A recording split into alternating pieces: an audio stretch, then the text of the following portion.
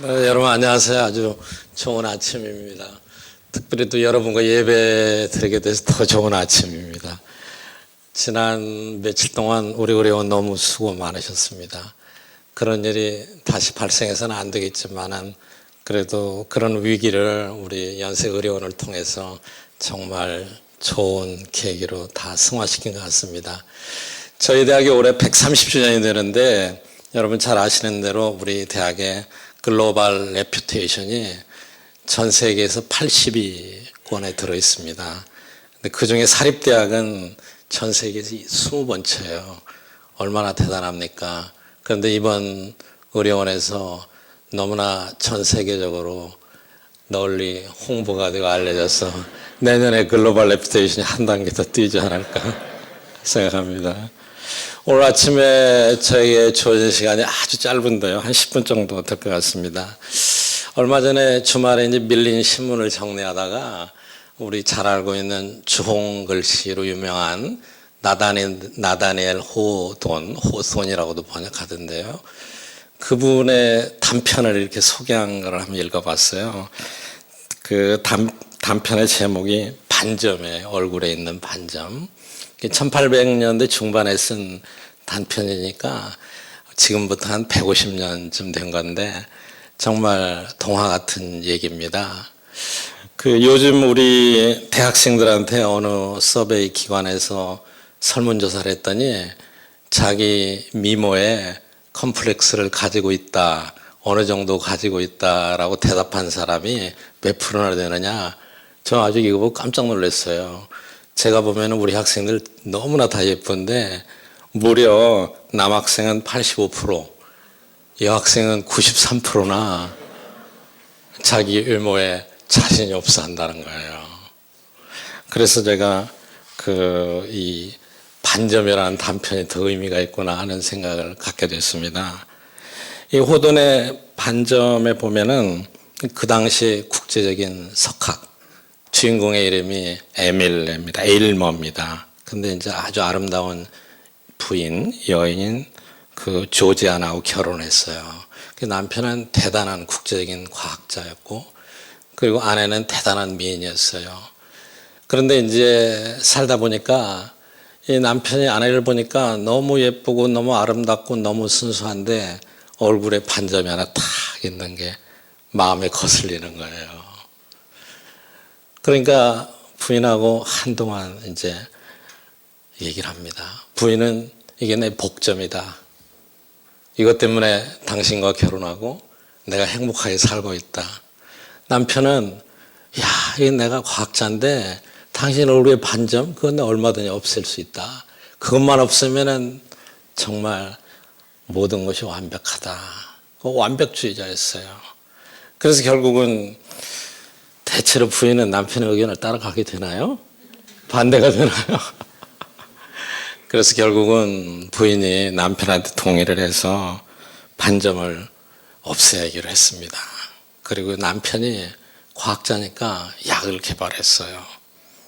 그 약을 계속해서 투여를 하니까 반점이 없어지기 시작했습니다. 그리고 남편은 과학에 확고한 믿음이 있었기 때문에 반점을 없애면은 정말 퍼펙트한 미인이 될 수 있다고 믿고 있었던 거예요. 그런데 그 글에 나오는 거 제가 그대로 읽어드릴게요. 반점은 점차 사라져갔다. 아내가 숨을 들이쉬고 내쉴 때마다 반점은 뚜렷한 형체를 잃어가고 희미해졌다. 그러나 반점의 존재는 끔찍한 것이었으나 그것의 소멸은 더욱더 끔찍한 것이었다. 하늘에서 아름다운 무지개가 있었는데 과학자는 그 무지개 주변에 있는 얼룩만을 없애고 싶어 했다. 그러나 무지개가 사라져가고 있는 것이다.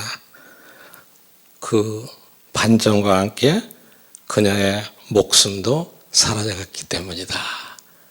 비극입니다. 비극적인 동화예요. 그 약의 부작용으로 그 아내는 죽게 됐습니다. 그러니까 그 옆에 조수라고 하죠. 옛날 단편에서는 조수가 그분이 내 아내였다면은 나는 더 이상 바랄 것이 없었는데 우리 선생님은 왜 그렇게 완벽한 걸 추구하셨을까? 동화 같은 비극 스토리입니다. 제가 읽으면서 우리가 참 여러 가지를 생각하게 됐어요. 동화 같기 때문에 우리가 마음이 좀 순수하고, 오늘 성경 말씀에서 제가 그런 걸 찾아봤습니다만은 정말 마음이 깨끗하고 순수하고 좋은 씨를 갖고 있으면은 어떤 사물을 볼 때도 느껴지는 게 많잖아요.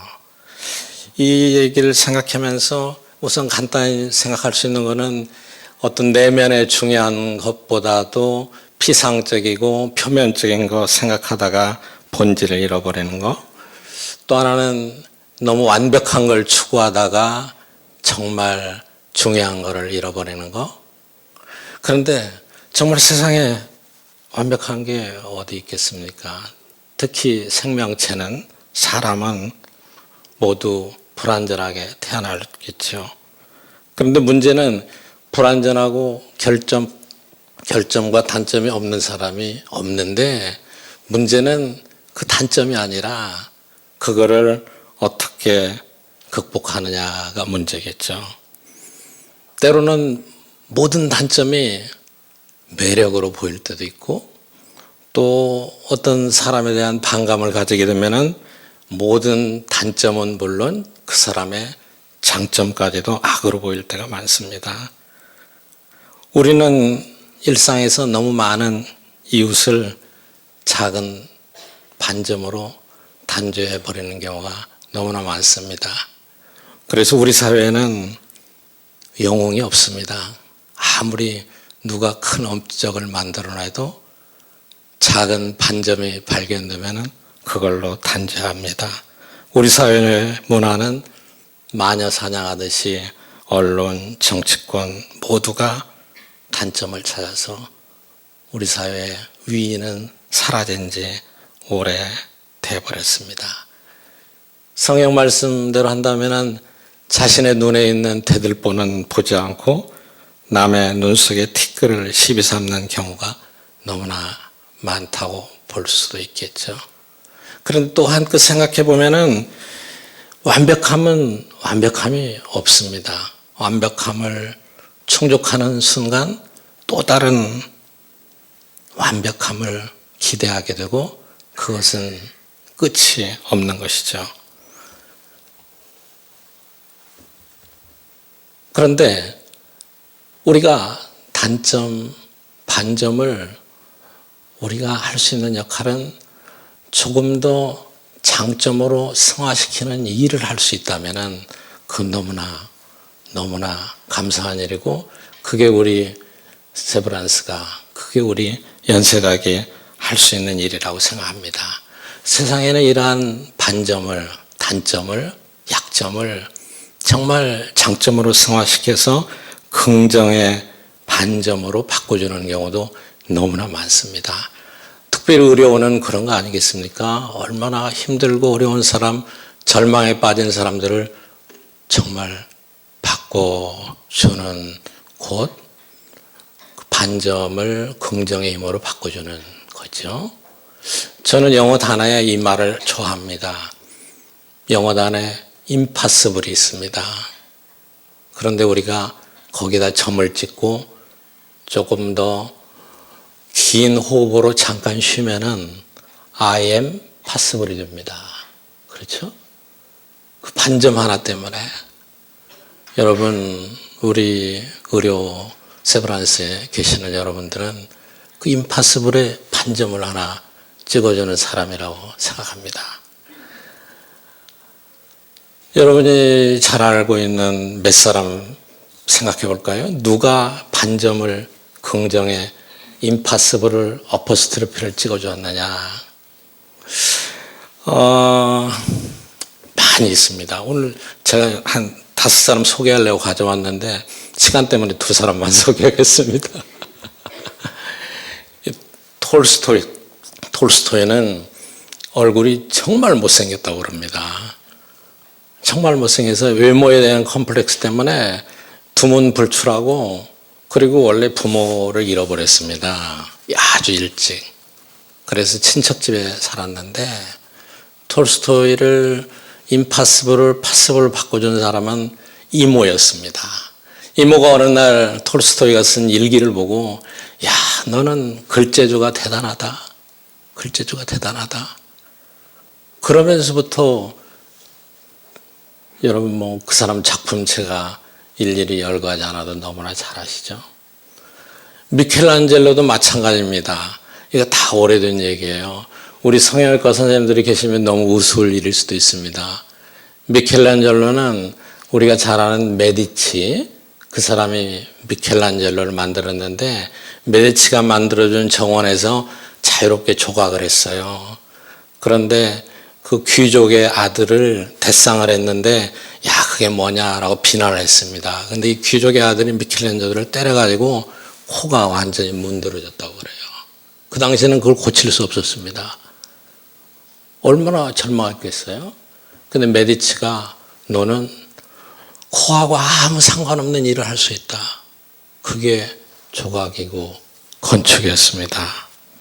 여러분, 우리 연세대학교는 성경 말씀 그대로 선한 사람이 씨를 뿌린 대학입니다.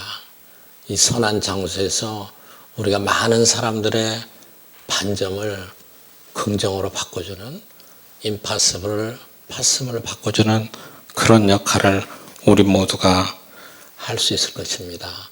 여러분 말 한마디에 사람들은 절망하다가 소망을 갖고 여러분 손끝 하나에 사람들은 목숨을 잃어가다가 생명을 구합니다.